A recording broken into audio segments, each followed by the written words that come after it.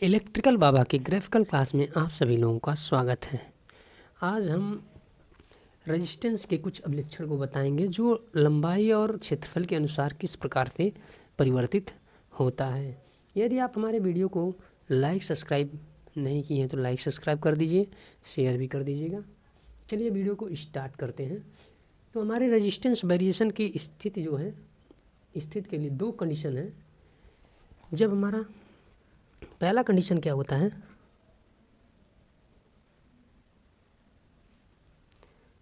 First condition क्या है, जब वॉल्यूम चेंज, पहला कंडीशन क्या है, फर्स्ट कंडीशन, यदि हमारा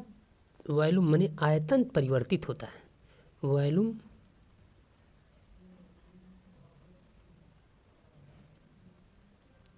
यदि हमारा वॉल्यूम चेंज होता है, चेंज वॉल्यूम कैसे होगा हमको बताते हैं। वॉल्यूम चेंज, ये पहली कंडीशन हमारी है, जिसमें यदि हम एल लंबाई, यदि कोई चालक है उसमें एल लंबाई के एन भाग को जोड़ा जाता है, यदि एल लंबाई के एन भाग को जोड़ा जाता है तो इस प्रकार से हमारी लंबाई बढ़ती है, परंतु उसके साथ जो एन भाग जोड़ा गया है इसके साथ हमारा वॉल्यूम भी परिवर्तित हो जाता है। जैसे हमारा एल लंबाई का एक ही चालक है, इस इतनी ही लंबाई के एन चालक को यदि जोड़ दिया जाए, इसमें इतनी लंबाई के एन चालक को जोड़ दिया जाए, प्रत्येक की लंबाई मतलब प्रत्येक की लंबाई जो है बराबर हो, मतलब इसके ही बराबर हो, यह लंबाई के बराबर हो, तो हमारी टोटल लंबाई क्या हो जाएगी, टोटल लंबाई हमारी यदि L1 माने तो एन एल हो जाएगी। लेकिन क्षेत्रफल हमारा सेम क्षेत्रफल हो, क्षेत्रफल एन लंबाई एन पार्ट को, एन लंबाई के तार को, एन पार्ट को यदि एक साथ जोड़ दिया जाता है तो हमारा लंबाई तो एन एल हो जाती है, और क्षेत्रफल यदि प्रत्येक चालक का क्षेत्रफल जो है, एन लंबाई का जो चालक है, प्रत्येक चालक का क्षेत्रफल यदि सेम है, सेम क्षेत्रफल है, प्रत्येक पार्ट का क्षेत्रफल जो है सेम है, तो ये हमारी लंबाई टोटल कितनी हो जाएगी, एन एल इक्वल टू, तो हमारे रेजिस्टेंस पे इसका क्या प्रभाव होगा, हमारे रेजिस्टेंस पे क्या प्रभाव होगा, आर इक्वल टू, हमारा रेजिस्टेंस क्या होता है, R equal to L rho L upon A, ये हमारा रेजिस्टेंस का फार्मूला है। तो आर प्रोपोर्शनल टू एल होता है और आर प्रोपोर्शनल टू 1 अपान ए होता है। लेकिन चूँकि प्रत्येक में जो है क्षेत्रफल समान है, तो हमारे यहाँ पे ये होगा आर प्रोपोर्शनल टू एल, मतलब क्षेत्रफल प्रत्येक का कांस्टेंट है तो आर प्रोपोर्शनल टू एल होगा। तो इस प्रकार से हमारा नया रेजिस्टेंस यदि हम निकालना चाहें तो क्या प्राप्त हो जाएगा, आर इक्वल टू, अब आर इक्वल टू, यदि पुराना रेजिस्टेंस, यदि इस तार का, इस छोटे से एल लंबाई के जो हैं तार महाशय जो हैं एल लंबाई के, इसकी लंबाई एल है और तार महाशय का रेजिस्टेंस आर है, यदि इस पार्ट का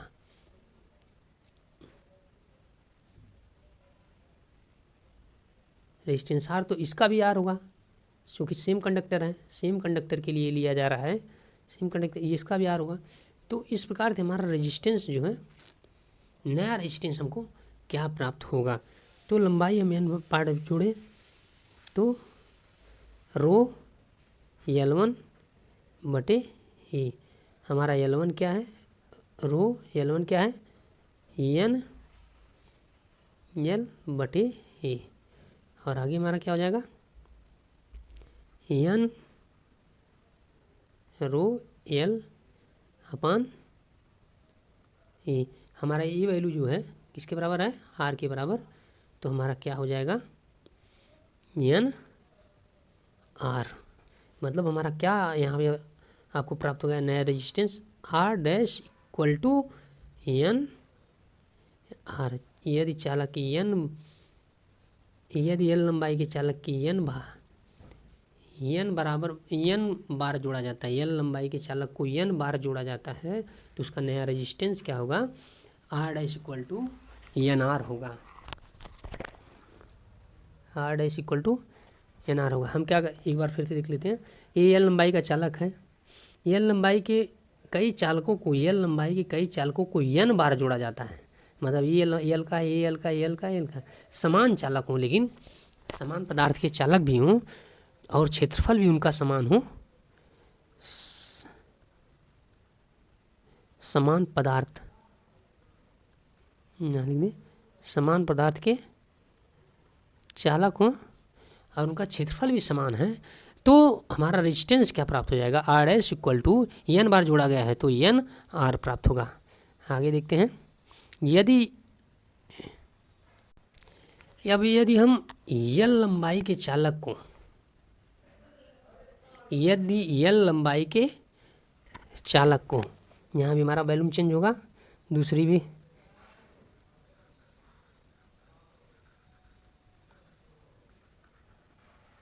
वॉल्यूम चेंज ही कंडीशन है। यदि एल लंबाई के चालक को एन बराबर बराबर भागों में बांट दिया जाए तो हमारी लंबाई यदि L1 प्राप्त होती है। यदि हमारा कितना बड़ा चालक है, यदि ये चालक हमारा है, ठीक, यदि ये चालक है तो हमारे एक भाग, मतलब हम डॉट करके एन भाग तक कट कर दें इसको, तो हमारे यदि हमारा ये टोटल लंबाई कितनी है,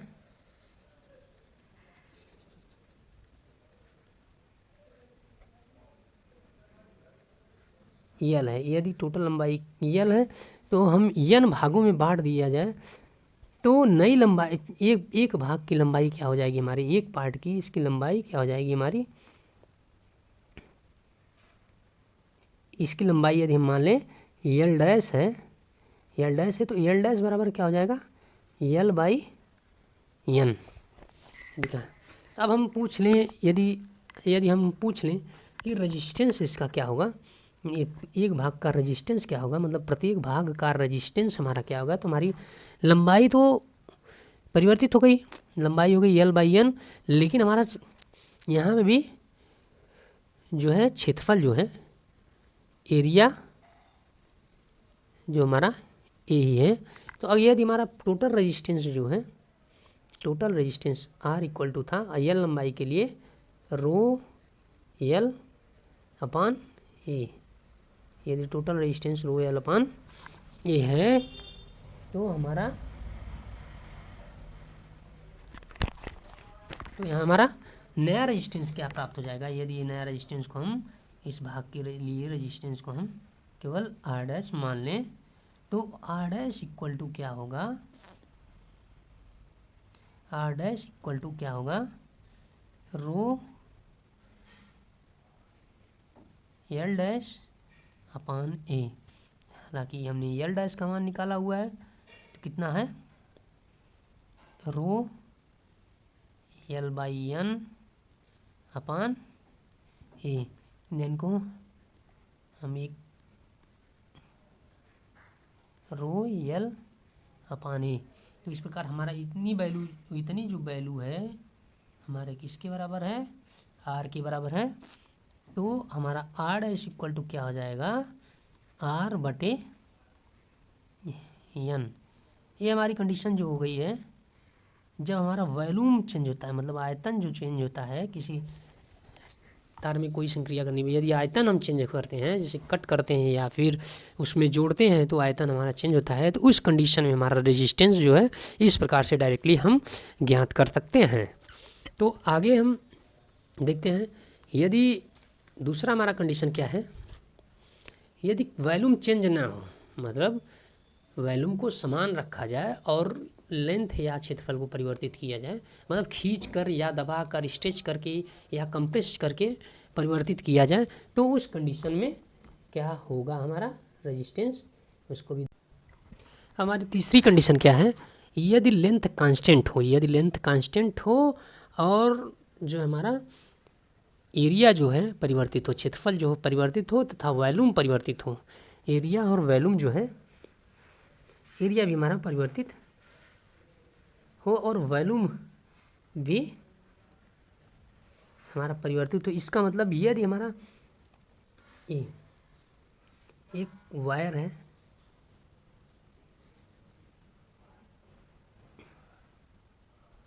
एक हमारा जो है वायर है जिसका क्षेत्रफल हमारा ये है और लंबाई जो है यल है। तो यल हमारा कांस्टेंट रखते हुए यदि हम इस पर कुछ लेयर चढ़ा दें, मतलब धातुओं का इसी से समान धातु का यदि हम इस पर लेयर चढ़ा दें और समान लंबाई ही रखें, जो कि जैसा कि जितनी लंबाई दी हुई है, तो इस कंडीशन में हमारा नया रेजिस्टेंस क्या होगा। तो यदि हम एन लेयर चढ़ाते हैं, मतलब जो हमारा क्षेत्रफल जो होता है एन बार परिवर्तित होता है, एन टाइम परिवर्तित होता है, मतलब एक यदि क्षेत्रफल 1 मीटर स्क्वायर है तो एन मीटर स्क्वायर हो जाए, या एन ए मीटर स्क्वायर है N A square metre square हो जाए, तब उस कंडीशन में हमारा क्या होगा।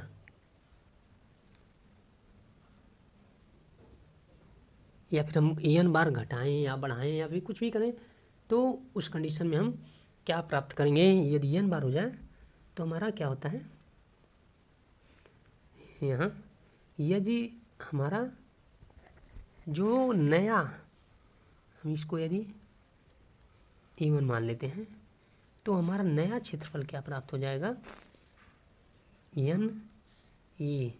यदि हम इसको एन बार बढ़ा रहे हैं तो हमारा नया क्षेत्रफल क्या हो जाएगा, एन ए प्राप्त हो जाएगा।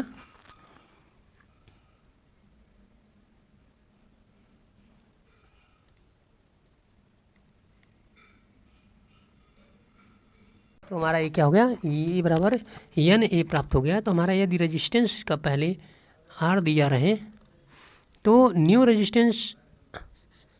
आर डैश इक्वल टू क्या होगा हमारे उसी के लिए इस प्रकार आर एक एल कांस्टेंट है और ए1, इस प्रकार हमारा क्या हो जाएगा, रोयल अपान ए1 का मान एन ए है, और इस प्रकार से हम आर डैश इक्वल टू क्या प्राप्त कर लेंगे, R by N. R dash equal to R by N. इस प्रकार से हमारा रेजिस्टेंस ज्ञात है। इस सवाल कैसे पूछ सकता है, यदि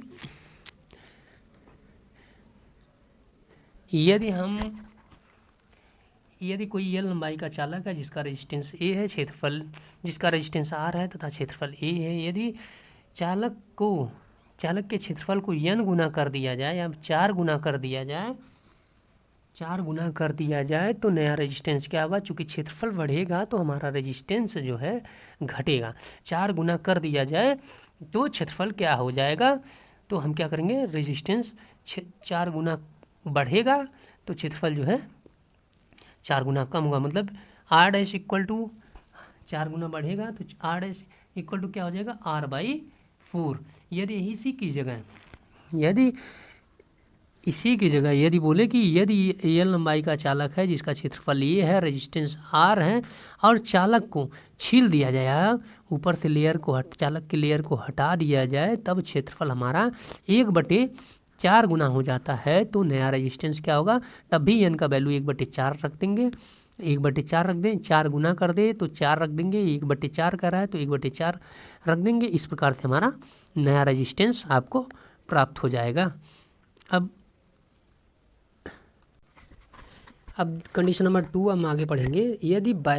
हमारा आयतन जो है कांस्टेंट नियत रहे और लंबाई परिवर्तित हुई, इसका मतलब ये है कि तार में न तो लेयर जोड़ रहे हैं, न तो तार को काट रहे हैं, न तो हम तार में अन्य वायर के पार्ट को जोड़ रहे हैं। इसमें जो है, इस कंडीशन में हम वायर को जो है या तो खींच रहे हैं या तो कंप्रेस कर रहे हैं, मतलब स्ट्रेच कर रहे हैं या कंप्रेस कर रहे हैं। इस कंडीशन के लिए हम रेजिस्टेंस कैसे ज्ञात करेंगे? तो हमारा जो है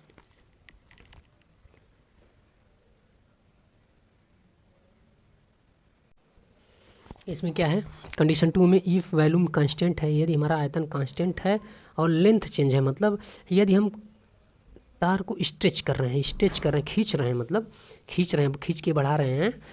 तो हमारा चूँकि हम तार को खींचेंगे तो उसमें तो आयतन कम नहीं होगा, तो कम नहीं होगा आयतन, तब इस प्रकार से हमारा समान ही रहेगा। लेकिन खींचने पर हमारी लंबाई जो है परिवर्तित हो जाएगी, हमारी लंबाई जो है परिवर्तित हो जाएगी, जो कि L1 हो जाएगी। क्योंकि पहले हम यदि मान लीजिए L लंबाई का कंडक्टर लिए हुए हैं, जैसा कि हमने दिखाया हुआ है फिगर में, और A लंबाई, ये क्षेत्रफल जिसका है, जिस वायर का क्षेत्रफल जो ये है, खींचने यदि हम इसको खींच देते हैं, मतलब खींच के बड़ा करते हैं, तो हमारा लंबाई क्या हो जाता है, L1 हो जाता है, तथा हमारा क्षेत्रफल जो हमारा A1 हो जाता है। तो इस प्रकार से हमारा A1 हो जाता है। तो हम देखते हैं कि L1 इक्वल टू NL प्राप्त होता है। और यदि हम देखें, यदि इस प्रकार हमसे देखें तो L1 by L equal to N प्राप्त होगा। चूँकि जिस अनुपात में लंबाई बढ़ेगी, रेजिस्टेंस उस क्षेत्रफल, यानी कि क्षेत्रफल उसी अनुपात में कम होगा। मतलब 4 लंबाई 1 मीटर से 4 मीटर हो गई, उसी अनुपात में क्षेत्रफल कम होते चला जाएगा। यानी कि हमारा जो है क्षेत्रफल एक तरह से L प्रोपोर्शनल टू 1/A, इस प्रकार से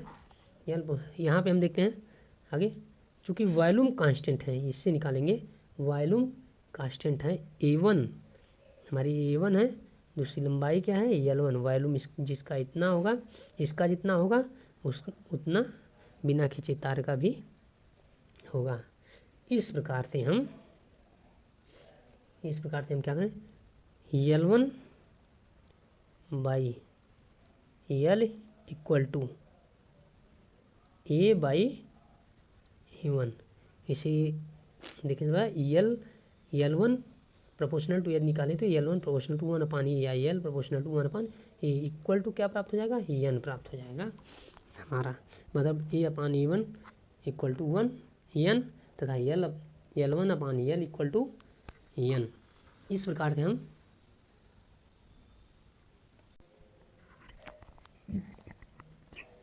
यदि हम अब रेजिस्टेंस निकालें आर न्यू, मतलब स्ट्रेच के बाद जो रेजिस्टेंस हमारा प्राप्त होगा, देखिए R new equal two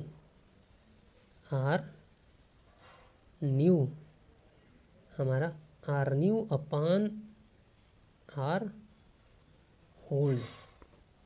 equal to क्या हो जाएगा, चूँकि रेजिस्टेंस का फार्मूला हम जानते हैं R इक्वल टू ρL/A, तो न्यू है तो हमारा क्या हो जाएगा, रो कांस्टेंट रहेगा, ये तो कांस्टेंट वैल्यू L1/A1 बटे, फिर रो न्यू के लिए क्या हो जाएगा, वो L/A। यहाँ पे हमारा ये इससे कट जाएगा, तो हमारा प्राप्त क्या हो जाएगा, हमारा यहाँ प्राप्त क्या हो जाएगा, L1 by L into A by A1 calculate करेंगे तब। तो L1 बाई L का वैल्यू क्या दिया हुआ है, N दिया हुआ है, तो A बाई A1 का वैल्यू क्या दिया हुआ है, N दिया हुआ है, तो हम उस वैल्यू को वहाँ पे पुटअप करेंगे इस प्रकार से। आर ओल्ड इक्वल टू हमारा दोनों वैल्यू क्या दिया हुआ है, N, L1 by L equal to N तथा A बाई A1 बटे A by A1 equal to भी N है। इस प्रकार से हमारा आर न्यू जो है, इस प्रकार से हमारा आर न्यू क्या प्राप्त हो जाएगा, R new equal to N square, स्ट्रेच कन्वेयर स्क्वायर आर ओल्ड, ये हमारा फार्मूला प्राप्त हो जाएगा। इस प्रकार से आप जो है तत्कालीन इस फार्मूले के द्वारा तुरंत n बार 4 बार किया गया है तो यहाँ 4 लिख देंगे, 5 बार किया गया है तो n की जगह 5 लिख देंगे, 3 बार किया गया तो n की जगह 3 बार लिख देंगे। इस प्रकार से हम कैलकुलेशन आसानी से प्राप्त कर सकेंगे कि सवाल कैसा भी हो हम तत्कालीन कैलकुलेशन को प्राप्त कर लेंगे। चलिए अब हम देखेंगे स्ट्रेच के बारे में हमने पढ़ा, एक बार फिर से देख लेते हैं। यदि हम इसको एक वायर है लंबाई का तथा क्षेत्रफल उसका a है तथा उसको हम स्ट्रेच मतलब खींचते हैं, खींच कर बढ़ा रहे हैं तो हमारा नई लंबाई जो है L1 प्राप्त होती है तथा क्षेत्रफल जो है A1 प्राप्त होता है। तो इस प्रकार से हम नई लंबाई L1 इक्वल टू यदि n टाइम वो स्ट्रेच हुआ है तो L1 इक्वल टू NL प्राप्त हो जाएगा और इस चूँकि वॉल्यूम सेम है तो A1 L1 equal to AL A1 L1 equal to EL प्राप्त होगा। L1 बाई एल कैलकुलेट करेंगे, L1 by L equal to A upon A1 equal to EN प्राप्त होगा। इस प्रकार से नया रेजिस्टेंस को हम ज्ञात कर लेंगे। नया रेजिस्टेंस हमारा क्या प्राप्त हो जाएगा, R new equal to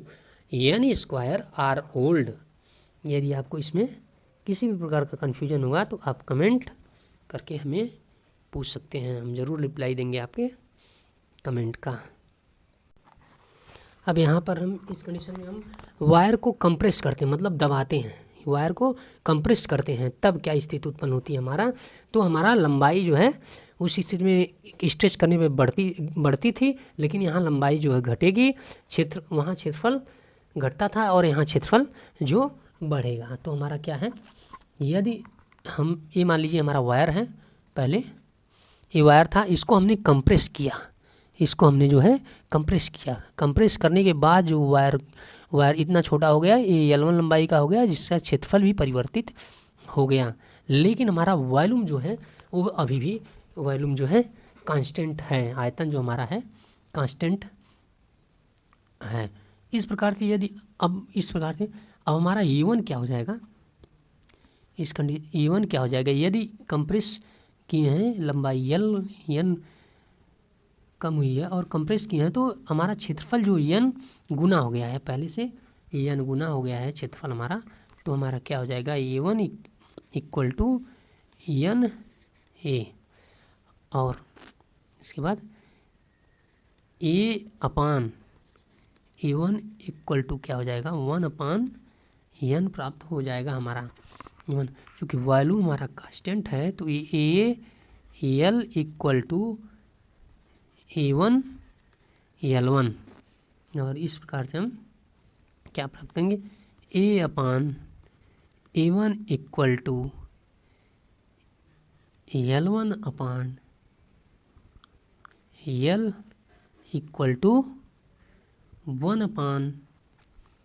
N। इस प्रकार से हम क्या हो जाएगा 1 upon A1 equal to L1 upon L equal to 1 upon N प्राप्त होगा। और तब हम रेजिस्टेंस निकालेंगे, क्या करते हैं, तब हम अपना नया रेजिस्टेंस क्या प्राप्त करेंगे, स्ट्रेस कंप्रेस करने के बाद हमारा नया रेजिस्टेंस क्या प्राप्त हो जाएगा। क्योंकि हम R बराबर जानते हैं, पहले रेजिस्टेंस क्या था ρL ओल्ड, हम इसे ओल्ड मान लेंगे यदि, तो पहले रेजिस्टेंस क्या था ρL अपान A, लेकिन अब इस कंप्रेस करने के बाद स्थिति परिवर्तित हो गई है तो हमारा नया रेजिस्टेंस क्या हो जाएगा, R new upon R old equal to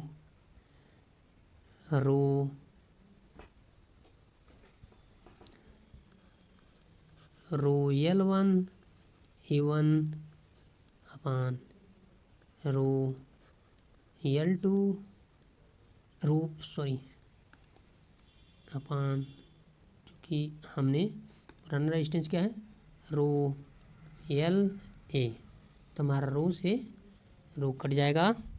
तो हमारा क्या प्राप्त हो जाएगा, R new upon R old equal to क्या प्राप्त हो जाएगा हमारा, चूँकि EL या तो हम इसी तरह लिखते हैं या फिर अन्य प्रकार से लिख सकते हैं, जैसे कि L1 by L into A by A1, चूँकि इसका भी मान n होता है 1/n, इसका भी मान 1/n इंटू 1/n, दोनों क्या प्राप्त हो जाएगा, R new equal to R old equal to 1/n square. इस प्रकार से हमारा R new equal to R old upon n square, इस प्रकार से हमारा ये नया रेजिस्टेंस जो है प्राप्त हो जाएगा। कंप्रेस करने पर यदि n गुना लंबाई या कह दे कंप्रेस करने पर n गुना क्षेत्रफल कम हो जाता है तो हमारा लंबाई भी कर देगा, n गुना लंबाई भी कम हो जाती है तो क्षेत्रफल उतना गुना बढ़ जाएगा। n कंप्रेस करने पर कंप्रेस करने पर क्षेत्रफल बढ़ता है, ठीक, कंप्रेस करने पर क्षेत्रफल बढ़ता है तो n गुना लंबाई के लिए कह दे तो n का वैल्यू वहाँ पर रख देंगे, या फिर क्षेत्रफल बढ़ने के लिए कह दे, ये लंबाई घटने के लिए गए कंप्रेस करने पर और क्षेत्रफल बढ़ने के, दोनों की स्थिति में हम वहाँ पे रख देते हैं। चूँकि हमारा l जो है लंबाई जो है क्षेत्रफल के समान ही घटती बढ़ती है, तो यदि n गुना क्षेत्रफल बढ़ जाता है कंप्रेस करने पर तो हमारा नया रेजिस्टेंस क्या प्राप्त हो जाएगा, R new equal to R old बटे n स्क्वायर, n गुना यदि क्षेत्रफल बढ़ता है तो। हमने आपको आज सारी कंडीशन बताई है, स्ट्रेच करने पर, काटने पर, लेयर चढ़ाने पर तथा कंप्रेस करने पर रेजिस्टेंस में क्या परिवर्तन होता है। इसका मतलब L और A में वेरिएशन से रेजिस्टेंस में कौन से परिवर्तन होते हैं, और कांस्टेंट जब होता है आयतन तब क्या होता है, तब रेजिस्टेंस क्या होता है, तथा तब कांस्टेंट नहीं होता है वॉल्यूम, आयतन वह कांस्टेंट नहीं होता तो उस कंडीशन में क्या रेजिस्टेंस होता है, ये हमने आपको आज बताया। अगली वीडियो में हम कुछ प्रैक्टिस जितने पढ़ाए हैं चीज़ें उनके कुछ सवाल को सॉल्व कराएंगे, क्योंकि सिलेक्ट किए हैं हम तो उसके सवाल को कुछ हम सॉल्व कराएंगे। आज के लिए इतना ही। यदि आप हमारे चैनल को लाइक सब्सक्राइब नहीं किए हैं तो लाइक सब्सक्राइब कर दीजिए, शेयर भी कर दीजिए। हालांकि अभी नया चैनल है तो जितना ज़्यादा से ज़्यादा शेयर करेंगे उतना ही बढ़ेगा और हमारा अलग अलग कंटेंट भी आप लोगों के लिए हमेशा उपलब्ध कराते रहेंगे। चलिए, धन्यवाद, शुभ दिन।